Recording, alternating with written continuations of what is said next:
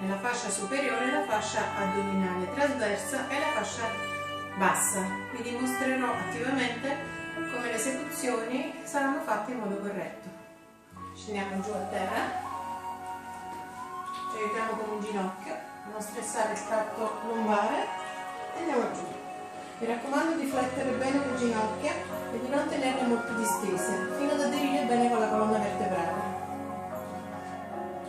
Aderenza della colonna al pavimento, mani dietro alla nuca, senza stressare il tratto cervicale. Espirerò salendo e inspirerò scendendo. All'inizio, se non siete talmente brave, possiamo salire pochissimo da terra. Ricordate l'espirazione e l'inspirazione. Le esecuzioni saranno 3 serie da 15 per quanto riguarda la parte alta e faremo 3 serie dopo per la base addominale, sempre 3x15. Mi raccomando di non strattonare il tratto cervicale, questo è un errore molto comune nell'esecuzione degli addominali. Finita la mia sessione, pochi secondi di pausa. Ripeto, la seconda. Ricordo sempre di rilassare il tratto cervicale e di respirare in salita, con un'espirazione. Finita la pausa, io ovviamente sto abbreviando le esecuzioni. Rifaccio la terza.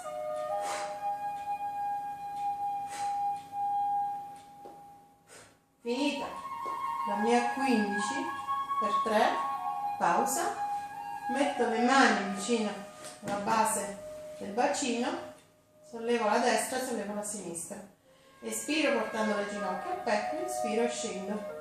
Vi ricordo di non scendere eccessivamente controllando il tratto lombare aderente al pavimento. E mi fermo. Ovviamente le ripetizioni saranno 3x15, 3x15. Faccio la seconda. Controllo dell'aderenza a terra. Finita la mia 15. Mi fermo. Ultima serie.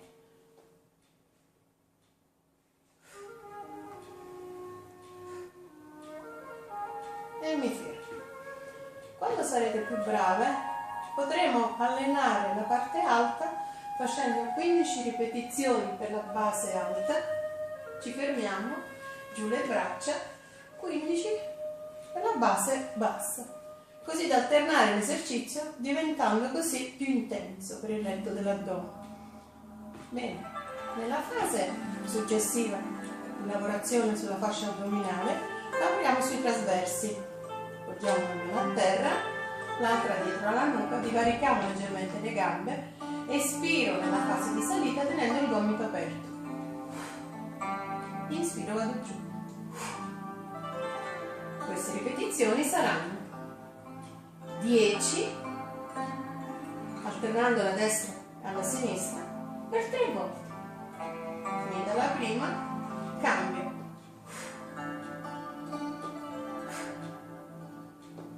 Finita la seconda, cambio, rivado al lato destro per 10 volte, cambio, seconda serie, al lato sinistro, rifaccio la terza e ultima, lato destro. Vi ricordo che sto abbreviando gli esercizi, lato sinistro.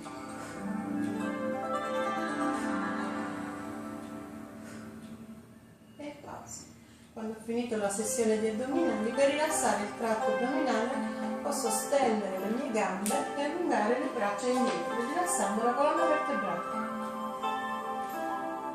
20 secondi di pausa, dopodiché fletto il ginocchio destro e sinistro, tiro a me, destro e sinistro, schiacciando alla colonna verso il pavimento. Tiro le ginocchia rilassando il tratto lombare. 20 secondi, respirazione. Inspirando ed espirando. quando ho finito, mi aiuto con le ginocchia, se ho problemi con la colonna vertebrale salgo lateralmente piano piano. Tengo su. Grazie.